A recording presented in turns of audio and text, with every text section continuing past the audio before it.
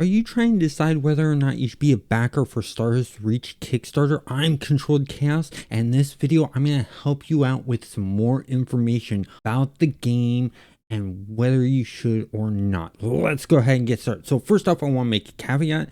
You guys know that Stars Reach did not reach out to me and ask me to make this video, nor are they paying me for anything I say. These are all my own thoughts and opinions about this whole entire thing. So with this going to Kickstarter, I know it's really rough sort of with Kickstarters and MMOs and a really bad history. The thing is all those Kickstarters where we have this idea we want to build, help us reach this idea.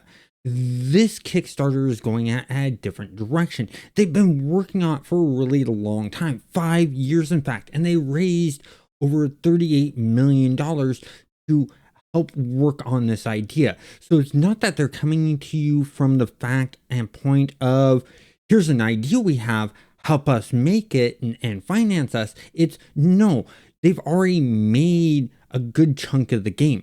They're in the late stages of pre-alpha and close to going into alpha. Their aim is to hit alpha stage this summer, which is not too far off, which is really good. So it's not a pipe dream game. It's something that is actually playable. And how I know that it's playable, because I have been a member of the pre-alpha test team that I volunteered to join in and help test the game for the last 2 months. That's a really good thing. And in fact, all the video that you're seeing of gameplay comes from me playing it. This is not footage that they handed me or anything like that. Now, the game is not perfect right now. In no way is it perfect. It crashes, it has bugs, it has things like that. And the team works quickly to try to resolve those as quickly as they can. Some bugs are harder to fix than others. And I know this because I've been in the game industry, and I started in the games industry as a professional games tester. So I know how that whole entire routine works. And it's nice that they're doing the testing in a different way. So normally when they reach out and they get testers volunteering and coming in, you're testing the game and then you're filling out a bug report form and stuff like that, or going to forums and posting your bugs and things like that. With Stars Reach, they have a Discord that you can use and be on, and you're not just talking to other testers, but they have at least like one developer there so that you can ask questions of, are you guys aware of this bug, and things like that. And what I really like about that is even Raph Costner and like Dave Jordanson and some of the other developers will be on there from time to time to see how things are going and stuff like that. And when you mention a bug and it's an interesting new bug that they've never seen before, they like to sort of rush and check it out and see what's going on so that they can get a better feel. And I like that for the pure simple fact that they're able to get hands-on, instant view of what's going on with the bug. And that's nice. Now, with this whole entire Kickstarter thing, they're right with the fact that investors are very scared to invest in video games right now with all of the layoffs and game studios closing and stuff like that. So they decide, okay, we need more money to help us get across the finish line. And that's where they're doing the Kickstarter. Now, at this point of the recording of the video, they've already met their goal of 200,000. Now they're into stretch goals. And they got stretch goals that they're not listing everything that's a stretch goal. They're doing it point by point. They've already reached their first stretch goal of getting a new playable species to do. Now it's onto the stretch goal of crafting appearance customization, which I think is a great idea. It's really nice. I mean, they reached their goal within 57 minutes of the Kickstarter going live. And I was like within the first 20 to 30 people to back the project. Why I backed the project is because I like the idea of the game. I want to see it come to fruition. And that's why I backed it. I like the idea that it's a living world you play on. I loved playing Star Wars Galaxies and things like that type of games. I like sandbox MMOs where you get an influence in the world. You get to manipulate the world. You get to control some aspect of the world. And Stars Reach, you not only get to control some aspect of the world, you literally get to modify the terrain itself, like they were speaking. I've dug holes, I've made rivers from lakes, I've messed around with the lava and rerouted lava, I've frozen up lake areas. Yeah, it melts slowly back as it goes. The whole entire thing of them talking about fogs, they showed off and it is working. The great thing is that they're wanting to get more people in to help test this and get this to where they want it to be. And that's where backing this, if you do the $30 tier or above, you get access into the game once the Kickstarter's over within a certain amount of time. So don't expect that, oh, the Kickstarter's over, you're going to immediately get your invite. It could be that they get so many people backing this that they need to stage this. And they've stated this before in many Q&As and stuff like that when they launched the Kickstarter that, hey, you know, we may need to stagger the invites and work things out just for multiple reasons. One, it takes time to create, you know, to set that all up, to make sure that the build stays stable. They don't want to sit there and all of a sudden introduce thousands of players and all those players jump in and then it crashes the server because it can't handle that many players. They're probably going to stagger if it goes beyond an amount that they think the server can't handle, so that they can build out the server more. So that's one thing to look at. The other thing is the tier that you get. The tier that you get, if you decide to back it, varies. And you gotta remember that when you're backing a project on Kickstarter, you're more donating to them with the hopes of getting some kind of product back. With Stars Reach, it's all digital products. There's nothing physical that they're going to ship out to you. And they stated that the reason they're doing it this way is so that the money that they get from the Kickstarter can go directly into working on the game. There's no reason to promise a t-shirt at a certain amount and then they have to pay for the printing of that t-shirt and only get a small amount of that back and to go into the game. They're focusing on, let's get the money and put towards the game. And I think that's a very smart move. And then also when you look at the tiers that they have and the things that they're offering in here, there's nothing in here that would give you a advantage in the game hardcore. There's nothing in there that would give you a more powerful weapon or more powerful armor or anything like that. It's all skins and travel capabilities, like, you know, grav mesh. You know, it allows you to fly around and use like jump jets in the world. And so it gives you early access to that. You can build right now in the game the grav mesh. I've done it multiple times because they're constantly resetting the world and resetting the game. We have to create new characters, therefore we have to remake our grav meshes and stuff like that. So that's, you know, nice that they do that and that they're doing everything as cosmetics and customizations and things that are just sort of nice to have and show off in the game.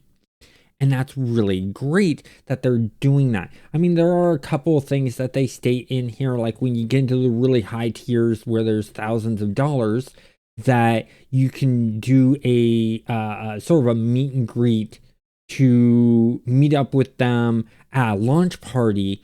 But they also state that, look, you got to pay for your own hotel room, you got to pay for your own flight. So they're upfront about that. And they've been upfront the entire time that I've been playing and asking questions.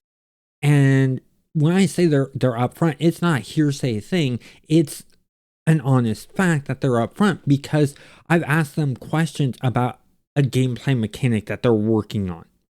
And they'll say, it's a gameplay mechanic that they've done before. For instance, doing the mayor system that they talk about having in this game.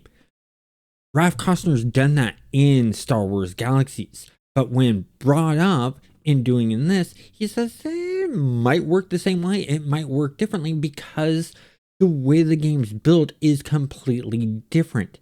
It's built on a world that can be a game world that can be modified. You can change the planets and sculpt the planets. You can build anywhere on the planets and stuff like that.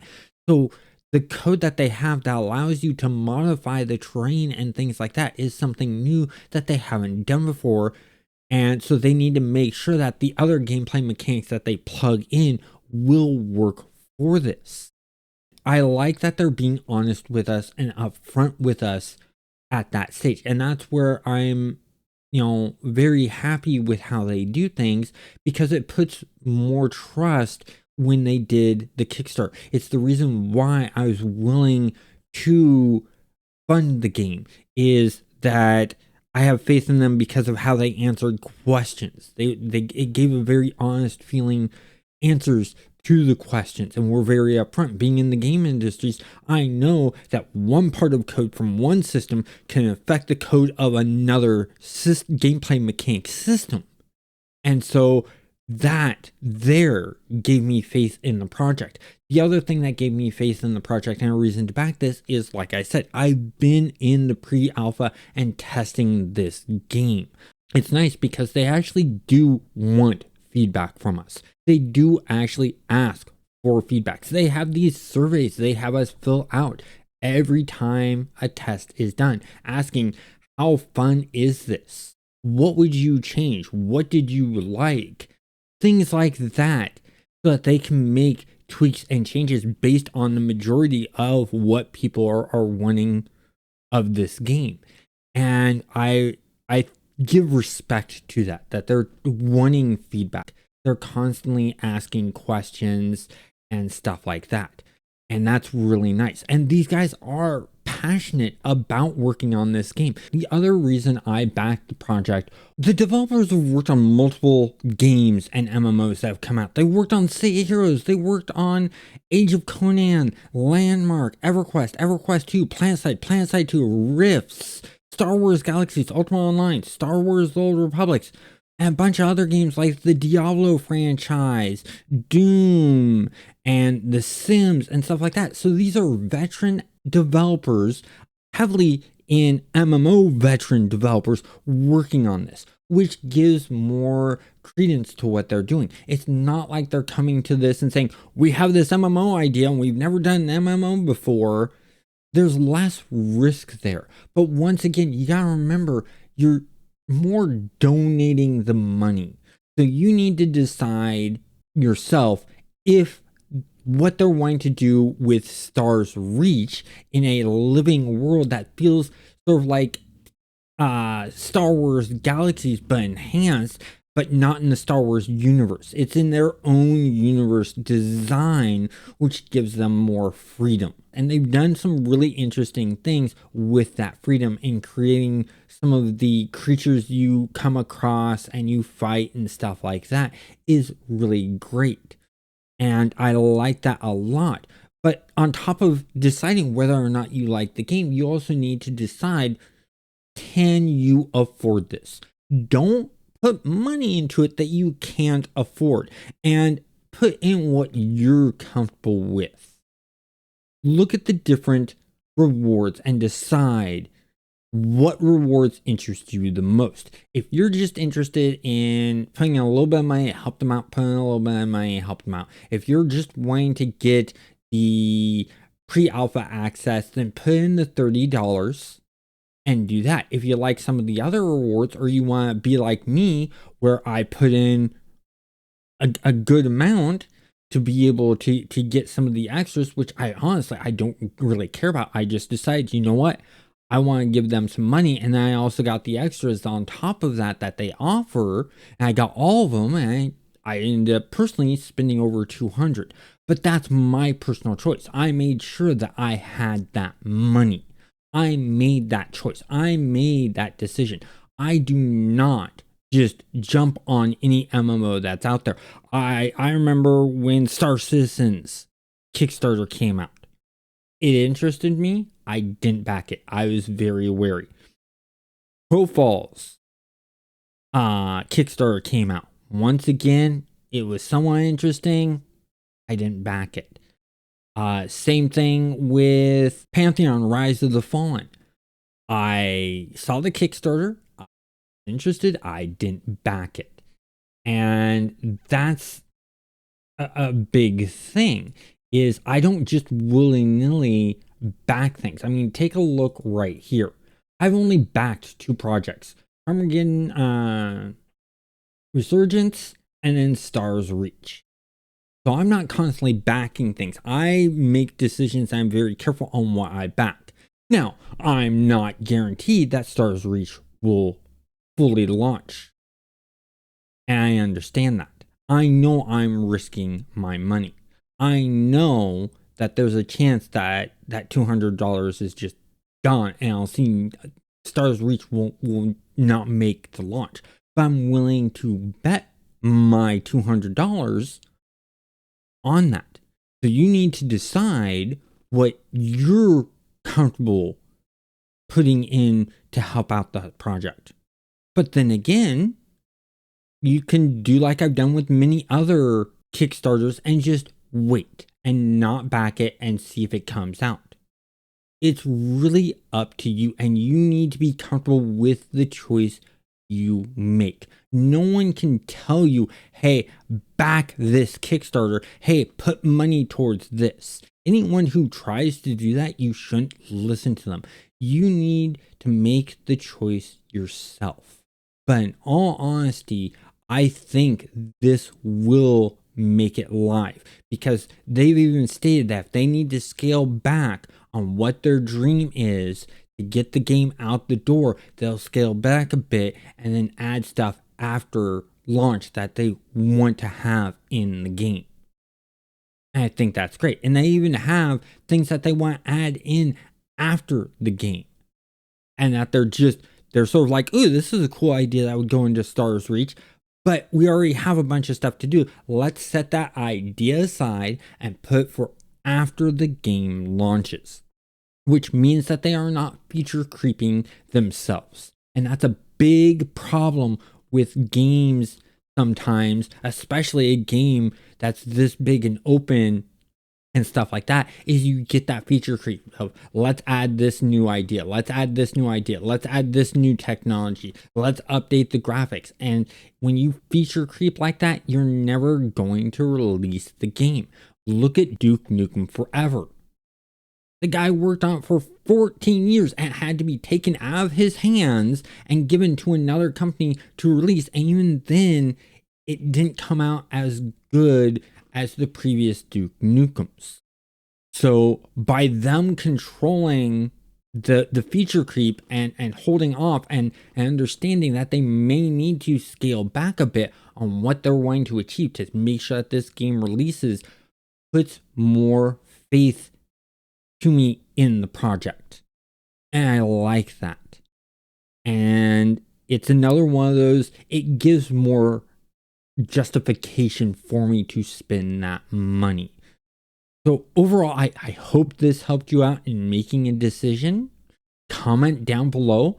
Let me know what you made of your decision. I personally would like to know. Don't tell me how much or what backer level you did. Just let me know that, hey, your video helped on making my decision. I'm going to hold off, or I'm going to back the game. Either way, just let me know. I'd like to hear what you guys think. If you're wanting more information on Stars Reach, check out my Stars Reach stuff. Also, check out this video of me interviewing Dave Jordanson. Have a great day.